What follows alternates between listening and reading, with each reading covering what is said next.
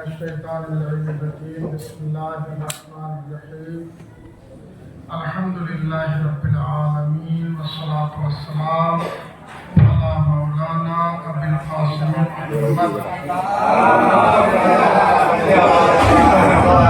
وآلہ الطیبین الطاہرین المعصومین قال تعالی فی القرآن الکریم وتعاونوا علی البر والتقوی.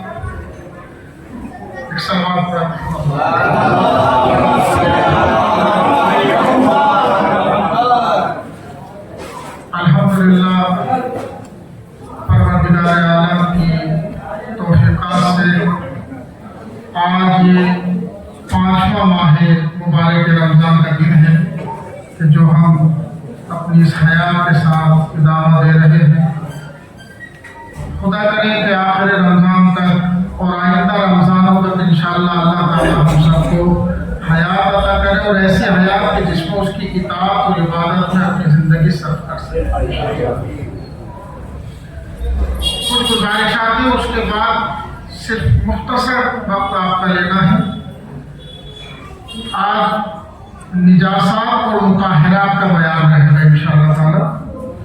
ان گزارشات میں سب سے پہلی گزارش ہمارے آن لائن دیکھنے والے افراد کے لیے ہے. یہ درس آن لائن بھی ریلیز کیے جا رہے ہیں. ان سے گزارش ہے کہ جیسا کہ گزشتہ درس میں ہم نے عرض کیا تھا کہ جو حضرات بھی اس مسجد حسینیہ امام بارگاہ میں تعاون کرنا چاہتے ہیں، ایک QR کوڈ ابھی اسکرین پر ظاہر ہوگا یا ڈسکرپشن میں نیچے دیا جائے گا، وہاں پہ آپ دیکھ کر تعاون کر سکتے ہیں اور مطمئن رہیں انشاءاللہ یہ آپ کی مدد امام بارگاہ اور مسجد میں ہی استعمال ہوگی. اور اس کے علاوہ ایک انشاءاللہ تعالیٰ واٹس ایپ نمبر بھی آپ کو دیا جائے گا، ڈسکرپشن میں دے دیا جائے گا کہ جس کے اوپر آپ اپنی رسید بھی حیدری حال سے مسجد سے حاصل کر سکتے ہیں. اور جو حضرات اپنے سوالات رکھتے ہیں آن لائن وہ جو بھی کمنٹ وغیرہ میں بتا سکتے ہیں. انشاءاللہ اگلے دن ان کے سوالات کے جوابات دیے جائیں گے. سوال پڑھیں.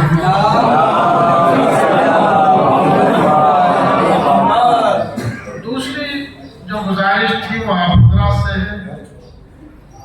دیکھیے کسی بھی کام میں ایک چیز ہوتی ہے اصل اور ایک چیز ہوتی ہے فرق. بعض اصل کام بغیر فرق ممکن نہیں ہو سکتے. پروردگار نے ہمارے اوپر نماز واجب کی ہے، لیکن نماز ہم جب تک ادا نہیں کر سکتے جب تک ہم اٹھ کے وضو اور دوسرے کام طہارت کے انجام نہ دیں. تو اس وضو کی بھی اتنی ہی اہمیت ہے جتنی نماز کی اہمیت ہے. ٹھیک ہے نا؟ اسی طریقے سے پروردگار نے اگر ہمارے اوپر حج واجب کیا، پروردگار کرے جہاں سے مومنین اور تمام مومنین اس میں مستقل ہو جائے کہ سب پہ حج واجب ہو جائے انشاءاللہ. تو اگر ہمارے اوپر حج واجب کیا ہے اور ہم یہ کہیں کہ نہیں میں تو حج کرنے نہیں جاتا، جانا کوئی واجب کیا ہے؟ حج تو واجب ہے نہیں، جانا بھی اتنا ہی واجب جتنا ہے. بعض چیزیں ان کا مقدمہ بھی واجب ہوتا ہے. ٹھیک ہے نا؟ اسی طریقے سے جو حضرات اس ادارے میں، اس کلچرل سینٹر میں، اس مسجد میں، اس معاملہ میں مدد کر رہے ہیں، وہ مدد کی ویلیو اپنی جگہ ہے، لیکن مدد کے لینے کے لیے جانا بھی اتنا ہی ثواب کا حامل ہے کہ جتنا مدد دینے کا. تو لہٰذا جو حضرات جا کے واقع وہ قابل تعریف ہے. پروردگار ان کے ہر قدم پہ کرنے میں ان کے گناہوں کی مغفرت کرے اور ان کے ثواب اور درجات بلند فرمائے انشاءاللہ. لہٰذا ہمت نہ ہاریے، قدم بڑھاتے رہیے، انشاءاللہ منزل حاصل ہو جائے انشاءاللہ. ایک صلوات پڑھیں.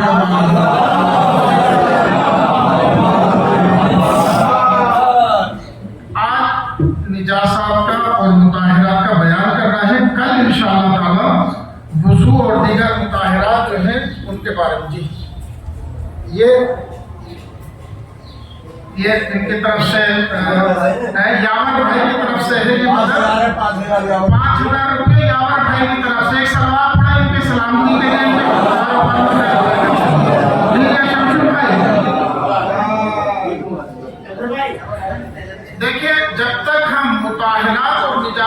نہیں سمجھیں گے جی، جب تک ہم نجاسات کو نہیں سمجھیں گے تو نجاسات سے دوری نہیں کر سکتے. کچھ چیزیں ایسی ہوتی ہیں کہ وہ نجس بھی ہوتی ہیں اور حرام بھی ہوتی ہیں. کچھ چیزیں ایسی ہوتی ہیں کہ فقط نجس ہوتی ہیں لیکن حرام نہیں ہوتی. کچھ چیزیں ایسی ہوتی ہیں کہ فقط حرام ہوتی ہیں نجس نہیں ہوتی. تو ان چیزوں کو سمجھنا بہت ضروری ہے، ان کا فرق سمجھنا ہے تاکہ ہمیں پتہ چلے کہ کس چیز سے ہمیں دوری کرنی ہے، کس چیز کو نماز کے بعد اپنے لباس اپنے جسم میں ہمارے احتیاط کرنی ہے، جس چیز سے ان کا پتہ ہونا ضروری ہے. تو علماء معمولاً مطہرات کے بیان سے پہلے نجاسات بیان کرتے ہیں. تو میں نے بھی اسی طریقے سے ان چیزوں کو ہم کا صرف ایک مختصر سا خلاصہ آپ کی خدمت میں پیش کروں گا. اگر اس چیز کے بارے میں مزید سوالات ہوں آپ کے تو اس کلاس کے بعد میں یہیں پہ موجود رہوں گا، آپ اس کے بارے میں اور توضیح مانگ سکتے ہیں. نجاسات 10 جو معمولی علماء بیان کرتے ہیں، البتہ بعض علماء 11 ہیں لیکن 10 ہیں جو مشہور ہیں. اس میں کچھ نجاسات ایسے ہیں کہ جن کے بارے میں ایک جیسی ہی توضیحات ہیں، جیسے پیشاب پاخانہ. سب سے پہلی چیز کیا ہے؟ پیشاب اور پاخانہ. یہ کس کا نجس ہے ہمیں یہ جاننا چاہیے. یہ پیشاب اور پاخانہ انسان کا اور حرام گوشت جانوروں کا سب کا نجس ہے، جتنے بھی حرام گوشت جانور ہیں، ٹھیک ہے نا. اور ان کی شرط یہ ہے کہ وہ خون جہندہ رکھتے ہوں. خون جہندہ سے کیا مطلب ہوتا ہے؟ خون جہندہ کہ اگر انہیں ذبح کیا جائے تو ان کا خون اچھل کے نکلے، ٹھیک ہے. ان کا خون جیسے بلی اس طرح سے نجس نہیں ہے لیکن خون جہندہ رکھتی ہے. اگر ہم اسے ذبح کریں گے تو اس کا خون اچھل کے نکلے گا، ٹھیک ہے. تو بلی عین نجس تو نہیں ہے لیکن اس کا پیشاب اور پاخانہ نجس ہے، ٹھیک ہے نا. اور جو حرام گوشت ہے وہ تو کلیئر ہے ہی، ٹھیک ہے نا، حرام گوشت. اچھا، اور انسان کا پیشاب پاخانہ یہ واضح ہو گیا. تو خون جہندہ کا مطلب سمجھ گئے نا، یعنی جس کا ذبح کرتے وقت خون اچھل کے نکلتا ہو.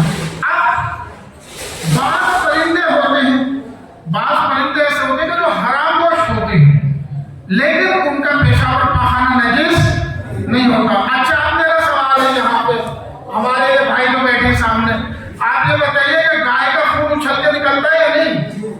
تو اس کا خون تو نجس ہو گیا لیکن کیا پیشاب اور پاخانہ نجس نہیں ہے. تو اس کا مطلب حلال وہ جانور نہیں، ان کا پیشاب اور پاخانہ پاک ہے، ٹھیک ہے. البتہ پاک ہونے کا یہ مطلب نہیں ہے کہ ہم اسی لباس میں آ کے نماز پڑھیں. بہتر ہے احتیاط کریں ان چیزوں سے، کیونکہ نماز کے درمیان صرف نجس چیزوں سے نہیں بچنا بلکہ گندی چیزوں سے بھی بچنا بہتر ہے. ان گندی چیزوں میں تو وہ شمار ہوگا نا، لہذا گندی چیزوں سے بھی دوری کرنا بہتر ہے، ٹھیک ہے.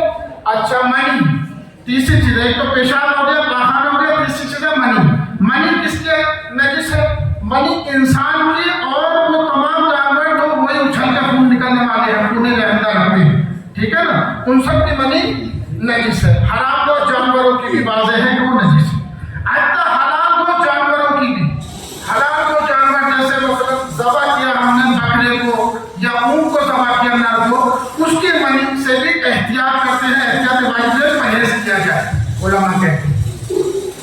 اچھا، مردار چوتھی چیز ہے. مردار یعنی ایسا جسم جس کے اندر جان نہیں رہتی. اب یہ دو طرح کی چیزیں ہو سکتی ہیں. مردار ایک تو وہ چیزیں ہیں کہ جو جس میں جان ہوتی نہیں ہے، جیسے بال ہے، جیسے ناخن ہے، اس طریقے کی چیزیں ہیں. تو اگر خون جہندہ رکھتے ہیں اور ان کے بال اور ناخن ہیں تو یہ نجس نہیں شمار ہوں گے، ٹھیک ہے نا. اور خون جہندہ نہیں رکھتے تو وہ تو نجس ہے ہی نہیں. ان کے یہاں پہ تو اس چیز کا تصور ہوتا ہی نہیں، جیسے مچھلی وغیرہ، اس میں کوئی اس چیز کی تمیز نہیں ہو سکتی. اچھا، اب پانچویں چیز میں صرف ایسے اشارہ کرتا چل رہا ہوں. خون کوئی انسان کا اور خون جہندہ رکھنے والے ہیں. اچھا، خون میں کچھ مسئلے ہیں، ایک دو بس ان کی طرف اشارہ کر رہا ہوں. خون اگر انسان کا خون منتقل ہو جائے کسی جانور میں جو بذات ہی مثلا ظاہر خون نہیں کرتے، مچھر وغیرہ میں جیسے ہی منتقل ہوگا وہ آگے بھی آئے گا انشاءاللہ مسئلہ، تو جیسے ہی منتقل ہوگا وہ پاک ہو جائے گا. لہٰذا اب جو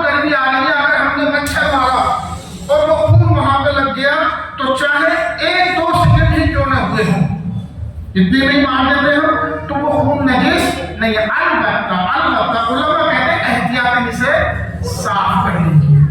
تو اگر کسی نے صاف نہیں بھی کیا تو ڈرنا نہیں، لیکن بہتر یہ ہے کہ اسے صاف کر دیں.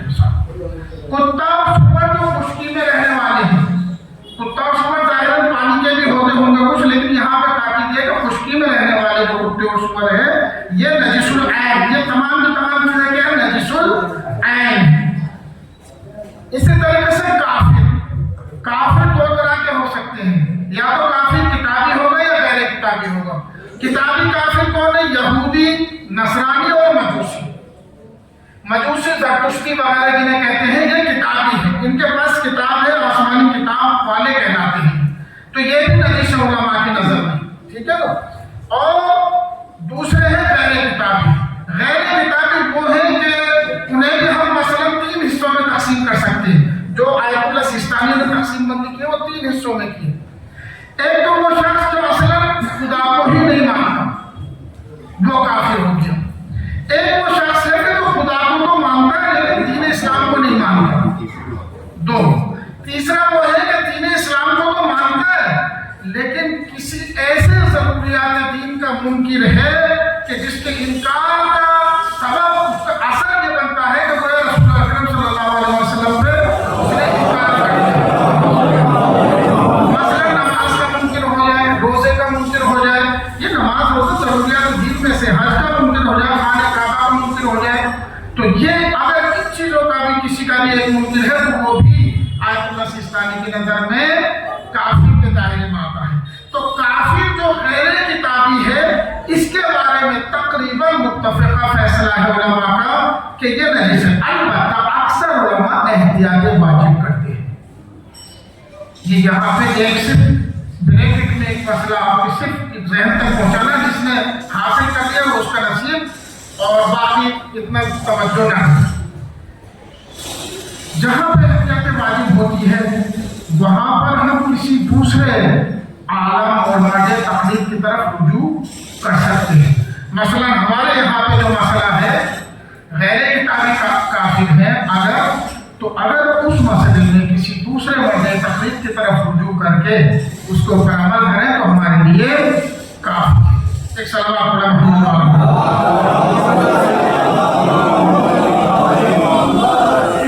نمی چیز ہے شراب. نجاسات میں نمی چیز ہوتی ہے شراب. شراب البتہ ہر وہ چیز کے جو مائع ہو، بہنے والی ہو اور مسکر ہو، نشہ آور ہو، اسے کہتے ہیں شراب. ٹھیک ہے. البتہ بعض جو شراب ہوتی ہے جیسے فوقا جو کہ شراب اس میں کم نشہ ہوتا ہے، اس کے باوجود بھی علماء اسے حرام کہتے ہیں. لیکن ماؤ شعیر جو ہوتا ہے، جو کا پانی ہوتا ہے، اسے حلال کہتے ہیں، اسے شراب کے دائرے میں نہیں لاتے. اور اس کے ساتھ ساتھ ایک چیز ہے جہاں پر الکوہل جو ہوتا ہے، جیسے الکول کہتے ہیں فارسی وغیرہ میں، الکوہل جو دوائیوں میں، سینٹ میں، دوسری چیزوں میں استعمال ہوتا ہے، حضرت آیت اللہ سیستانی کی نظر میں وہ پاک ہے. کہ یہ مطلب نہیں ہے کہ آپ اسے پینے لگے. میں نے کہا کہ بعض چیزیں پاک ہوتی ہیں لیکن ان کا پینا بھی جائز نہیں ہوتا. تو الکوہل کا پینا جائز نہیں ہے لیکن استعمال دوائی کے طور پہ، عطر کے طور پہ کیا جا سکتا ہے. اس کے اندر حالانکہ الکوہل ہوتا ہے، اور لیکن آگے سسٹم کہتے ہیں سب طرح کے الکوہل جو دوائیوں میں اور عطر وغیرہ میں استعمال ہوتے ہیں وہ پاک. اچھا، نجاست ہو جانور کا پسینہ. اگر کوئی جانور ایسا ہے کہ وہ مثلا لیٹرن کھانے لگا ہے، خون کھانے لگا ہے، اب اس جانور کا نہ فقط یہ کہ ہم اسے استعمال نہیں کر سکتے گوشت وغیرہ میں، اس کا پسینہ بھی نجس ہے، اس کا پسینہ بھی نجس ہو جائے گا. لہٰذا ایسے جانور سے کو اگر ہمیں پاک کرنا ہے، وہ انشاءاللہ مطہرات میں ابھی ہم بتائیں گے، تو اس صورت میں ہم اسے استعمال کر سکتے جب ہم اس کا استبراء کر لیں. استبراء ایک پاک کرنے کا طریقہ ہے مطہرات میں سے. اچھا، آخری بات 10 کے 10 نجاسات میں نے اعتبار آپ کو گرا رہا. آخری چیز جو آپ کی خدمت میں عرض کرنی ہے کہ نجاست کیسے ثابت ہوتی ہے. نجاست کبھی کبھی ہم صرف اپنا گمان کر لیتے ہیں کہ یہاں تو کتا آیا تھا، یہاں تو یہ ہوا تو نہیں، ایسے آیا تھا سے کچھ نہیں ہوتا ہے. اس وقت اگر آپ نے اپنی अपनी नजरों से किसी चीज को नजिस होते देखा है तो पहला रास्ता यह है कि खुद इंसान अपने आप यकीन हासिल करे किसी चीज के नजिस होने का, तब जाके वो चीज नजिस मानी जाएगी। दूसरा क्या है, दूसरा अगर कोई सामने वाला कहे कि ये चीज नजिस है, उसके कहने से हमें एतमाद हो जाए, हाँ वाकई ये चीज नजिस है। तीसरा उलमा ने इसी को और बढ़ाया है कि अगर दो आदमी गवाही दें और उनकी गवाही के ऊपर एतमाद हो जाए, इत्मीनान हो जाए, तो वो चीज भी नजिस मानी जाए। तो जब तक यकीन न हो जाए निजासत का, चाहे खुद से या कोई दूसरा कहे, उसके कहने के बाद अगर यकीन हासिल हो जाता है तो फिर एक जो मैंने बीच वाला पॉइंट बताया उसके अंदर शक क्या है कि वो जो कहने वाला शख्स है वो ऐसा ना हो कि झूठ बोलता हो, ठीक है ना, तभी उसकी बात पे एतबार किया जाएगा। ये यहाँ तक 10 निजासात होंगे। मुताहिरात में सबसे पहली चीज है पानी। सबसे बड़ा मुताहिर जो है, जो पाक करने वाला है, वो है पानी। पानी के मसाइल ज्यादा बुलानी है, उसे इंशाल्लाह एक जलसा अगर हो सका तो पूरा पानी के मसाइल के लिए लेंगे, इसे अभी छोड़ देते, सिर्फ इस पर इशारा करते। दूसरी चीज जो मुताहिरात में है, जो पाक करने वाली चीज है, वो है जमीन। जमीन कैसे पाक करती है ये समझिए, क्योंकि ऐसे मसाइल कम हम बहस करते हैं, कम गुफ्तगू करते हैं। अभी हम चल रहे थे, रास्ते में बिल्ली की पोटी पड़ी, मामूलन यहाँ पर रोडों पे दिखाई दे जाती है इस तरह की कभी कभी। अब हम चल रहे थे, हमारे जूते के तलवे में या नंगे पैर चल रहे थे, हमारे पैर के तले में वो पोटी लग गई उसकी, तो नजिस थी या नहीं? नजिस थी। अब हम चलते रहे, वो निजासत दूर हो गई चलने से ही, और तकरीबन 7 मीटर तक जब वो निजासत खत्म हो गई, उसके बाद तकरीबन 7 मीटर और चले हम, तो अब उसे पाक करने की जरूरत नहीं। तलवा जो था, जो पैर का तलवा था या जूते का तलवा था, अगर ऐने निजासत जाहिर हो गई चलने से, लगी भी मिट्टी से थी, लगी भी जमीन से थी, और पाक भी दूर भी जमीन से ही हुई। ये इसका अहम पॉइंट है कि लगी भी जमीन से हो और पाक भी जमीन के जरिए से हो, दूर भी जमीन के जरिए से। तो जब वो दूर हो गए, उसके बाद हम तकरीबन 7 मीटर चले तो वो ऑटोमेटिक पाक हो जाएगा, उसे धोने की जरूरत नहीं है। तो इस तरीके से जमीन पाक कर देती है कुछ चीजों को। इसी तरीके से सूरज भी कुछ चीजों को पाक कर देता है, जैसे दीवार है, फर्श है, उसके ऊपर निजासत गिर गई, पेशाब कर दिया बिल्ली ने, दूसरी चीज ने, दीवार के ऊपर कुत्ते ने, दीवार पे मामूलन पेशाब करता है कुत्ता, अब वो पाक कैसे होगी? वो जो उसकी नमी है उसके ऊपर अगर सूरज पड़ता है तो ऑटोमेटिक वो जगह पाक हो जाएगी। ये सूरज से पाक होती है चीज। अच्छा, एक चीज है इस्तिहाला। इस्तिहाला यानी चीज का अपनी हकीकत से बदल जाना। इस्तिहाला यानी चीज का अपनी हकीकत, अपनी जात को तब्दील कर देना। जैसे लकड़ी नजिस थी, लकड़ी एक नजिस थी, उसे जलाया चूल्हे में, राख हो गई, अब ये राख पाक है, जबकि नजिस लकड़ी की राख है, लेकिन ये राख पाक हो गई, इसे कहते हैं इस्तिहाला। या मसलन नजिस पानी है, नजिस पानी अब हमने खेत में डाल दिया, आप लोग नाले का पानी खेत में चला देते हैं, उसके अंदर खाद वगैरह भी आता है, वो खेत में चला दिया, तो वो पानी ही था जो सब्जी के पत्तों और फूल के अंदर आया या नहीं? तो सब्जी के पत्ते और फूल बन गए, तो उसके अंदर भी पानी है, लेकिन अब ये पानी नजिस नहीं है। इसे कहते हैं इस्तिहाला, यानी उसकी हालत बदल गई, एक नई हालत में आ गया। एक चीज है इनकलाब। इनकलाब यानी तब्दीली।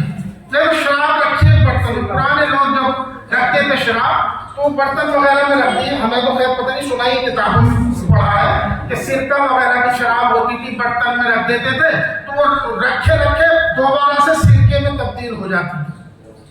तो अगर ऐसा है कि रखे रखे कोई चीज अपनी हकीकत बदल दे, मतलब शराब सिरका हो जाए, तो वो पाक हो जाएगी, फिर वो नजिस नहीं रहेगी, और खाली वही पाक नहीं होगी, उसके साथ उसका जो बर्तन है वो भी पाक हो जाएगा।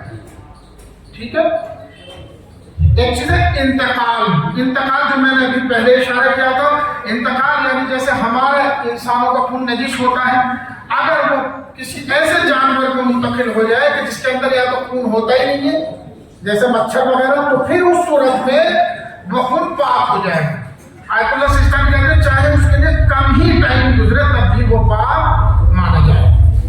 اسلام مطہرات میں سے، آپ کا اسلام کیسا ہوتا ہے؟ ایک شخص کافر تھا، مسلمان ہو کے پاک ہو، ابھی وہ جو لباس تھا اس کا اور جو بھی چیزیں تھیں وہ سب اس کے ساتھ پاک ہو، ٹھیک ہے۔ حالانکہ بہتر یہ ہے کہ غسل دیا جائے وہ الگ سے، لیکن یہ اس کا جسم اب پاک ہو گیا۔ اب اگر گیلے جسم پہ ہمارا ہاتھ لگ جائے تو وہ کوئی عیب اس کے اندر نہیں ہے، کوئی نجاست اس کے اندر نہیں۔ تبعیت ایک شخص ہے، وہ مسلمان ہو گیا، اس کے چھوٹے بچے ہیں کہ جو نابالغ ہیں، زید مسلمان ہو گیا، اس کے چھوٹے بچے ہیں کہ جو ابھی بالغ نہیں ہوئے، ان بچوں کے اوپر آپ کیسا حکم لگائیں گے؟ اگر ماں باپ دونوں کافر ہیں تو ان کے اوپر بھی کفر کا حکم لگائے گا، اسے کہتے ہیں تبعیت۔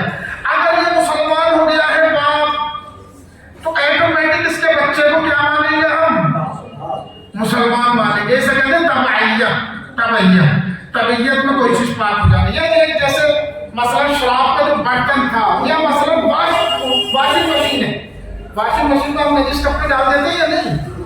اب ہم اسے پاک کر رہے ہیں، پانی کے ذریعے پاک کر رہے ہیں، تو نہ صرف یہ کہ کپڑے پاک ہو جائیں گے، اس کی طبیعت میں وہ واشنگ مشین بھی پاک ہو جائے گی، اس کے اتباع میں، اس کے ذہن میں پاک ہو جائے گی۔ عین نجاست کا زائل ہو جانا، عین نجاست کا زائل ہو جانا، مثلا ہمارے گھروں میں جانور پالے جاتے ہیں، معاملے میں گاؤں میں، یہاں تو خیر اتنے بڑے گھر ہیں نہیں، اب انسانوں کا رہنا مشکل ہو رہا ہے، جانور کہاں سے پال لیں گے؟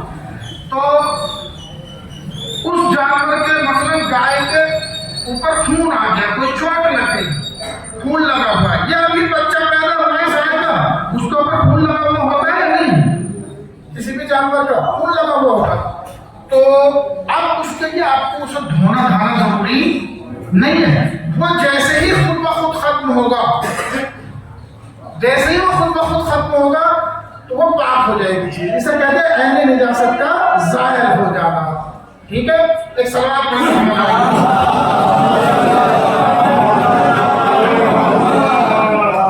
ایک اور چیز مطہرات میں ہے استبراء، جو ابھی میں نے پہلے بھی اشارہ کیا تھا۔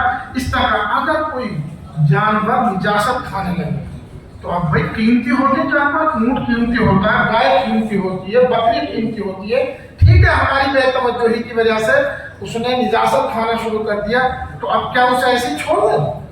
نہیں، اسلام نے اس کے لیے راہ حل پیش کی ہے، اس راہ حل پہ ہمیں توجہ دینی چاہیے۔ خصوصاً جیسے کسی کے یہاں پہ مرغی کے بچے ہیں، وہ باہر نکل جاتے، پہلے ایسا ہوتا تھا یہ فلیش والی ٹوائلٹ نہیں ہوتی تھی، وہ اس میں اپنا کھاتے پھرتے تھے، تو ایسے اگر واقعی صرف وہی کھانے ہیں تو پھر ایسے کرنا تو انڈا کھایا جا سکتا ہے، نہ اس کا گوشت استعمال کیا جا سکتا ہے، پھر کیسے کریں؟ تو ایسے جانور کو 3 دن کم سے کم قید رکھا جائے اور قید رکھ کے اسے پاک کھانا دیا جائے، ٹھیک ہے نا۔ تو اگر مثلا مرغا وغیرہ ہے گھر کا، اگر اونٹ ہے تو اونٹ کے لیے 40 دن تک اسے قید رکھا جائے اور 40 دن تک اسے پاک کھانا دیا جائے، تب جا کے اس کا استبراء ہو۔ اگر گائے ہے تو 20 دن تقریباً اسے قید رکھا جائے۔ گائے اور بھینس کا ایک ہی حکم ہوتا ہے، ہمیشہ یاد رکھیے گا، گائے اور بھینس ایک ہی حکم آتے ہیں۔ تو اگر گائے بھینس نجاست کھانے والی ہو گئی ہے تو اسے 20 دن قید رکھا جائے، تاکہ اس 20 دن میں اسے اچھی پاک صاف غذا دی جائے۔ اور اس کے علاوہ اگر بکری ہے یا اس طریقے کے جو دیگر گوشت وغیرہ ہوتے ہیں، اگر وہ ہے تو انہیں 10 دن تک قید رکھا جائے اور اس 10 دن میں انہیں پاک غذا دی جائے، تب جا کے ان کا استبراء ہوگا اور تب جا کے وہ پاک ہو جائیں گے۔ تو استبراء اس طریقے سے پاک کرتا ہے۔ مسلمان کا غائب ہو جانا یہ بھی ایک پاک کرنے کی چیز ہے۔ دیکھیے اللہ تعالیٰ نے کتنی چھوٹیں دی، ہمیں پتا ہے کہ یہ جگہ نجس تھی، یا مثلا ایک بندے مسلمان جو ہے اس کو مثلا یہ آبا جو ہے وہ نجس ہو گئی تھی، خون نکلا تھا اس کے اندر، 1 قطرہ 2 قطرہ خون کے لگ گئے تھے، ٹھیک ہے۔ اب ہمیں شک ہوا کہ یہ آبا پاک کری ہے یا نہیں، مولانا نے دیکھا دھبے تو دکھائی نہیں دے رہے خون پہ، لیکن کبھی کبھی ایسا بھی ہوتا ہے بعض خون ہلکا ہوتا ہے، زیادہ گاڑھا نہیں ہوتا، ہو سکتا ہے کہ ذہن میں یہ آ رہا ہو کہ وہ دھبا اس پر آ رہا ہے، پیشاب بچہ گود میں लिया था हमारे सामने, मौलाना आगे थे, अपने बच्चों को गोद में लिए हुए थे और उसने पेशाब कर दिया बाबा के ऊपर। अब वो अगले दिन हम देख रहे थे हजरे में ये दवा टंगी हुई है, ठीक है। अब हमें शक हुआ कि मौलाना ने ये पाक करी या नहीं की। तो मुसलमान के गायब होने का मतलब ये, आप ये भी जानते हैं कि मौलाना को मसला मालूम है कि पाक करनी चाहिए। तो अब आप इस अबा के साथ या कोई भी इस तरीके की चीजें जितनी भी आप तसव्वुर कर सकते हैं, उनके साथ पाक होने का रोल अदा कर सकते हैं, उन्हें पाक मान सकते हैं। तो मुसलमान का गायब होने का मतलब ये है कि अगर मुसलमान गायब हो जाए तो हम ये एतमाद कर सकते हैं कि इसने अपनी चीज पाक करनी होगी, लिहाजा उसके साथ हम अगर हमारा हाथ लग जाए उस चीज के ऊपर तो हमारा हाथ नजीस नहीं माना जाएगा। इसे कहते हैं मुसलमान, ये भी एक मुताहिरात में से। और आखिरी चीज, अगर किसी जानवर का हमने शरई ज़बीहा किया, शरई तौर पर ज़बीहा कर दिया, उसका शरई तौर पे जब ज़बीहा कर देते हैं तो अगर उसका जो तरीका है वो उसूल है उसी के तहत हमने ज़बीहा किया है और उसके जिस्म का सारा खून बाहर निकल गया, जितना निकलना चाहिए वो सब निकल गया, अब उसके अंदर जो खून बचा हुआ है वो पाक, ठीक है। मगर इस शर्त के साथ ऐसा न हो कि वो छुरी जिससे हमने ज़बा किया था फिर वो उधर जिसमें जो दूसरी जगह वहां पे लगाने लगे, अगर वहां पे लगाएगा तो वो खून नजिस होता चला जाएगा। उस छुरी को धो लिया आपने और उस गले में भी जो खून लगा हुआ था वो धो लिया, अब इसके बाद जो अंदर खून निकलता है तो वो पाक होगा।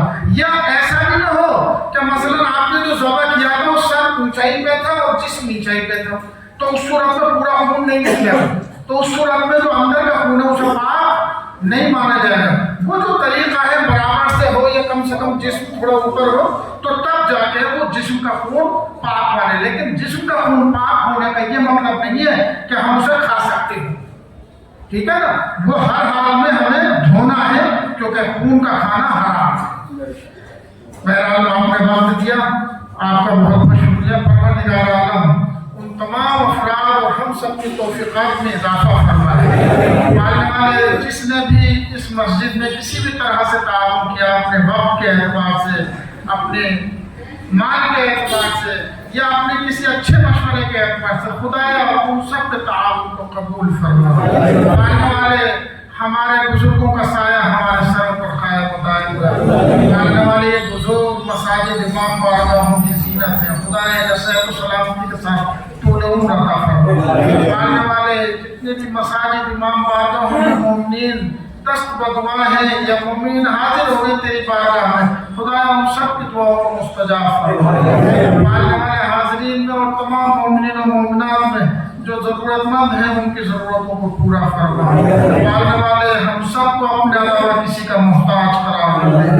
वाले हमारी औलादों को नेक और सालेह बना, उन्हें बाक़ियात सालिहात में से करार दे। वाले उन्हें ज़ुर्रियत सालिहा का सबब करार दे।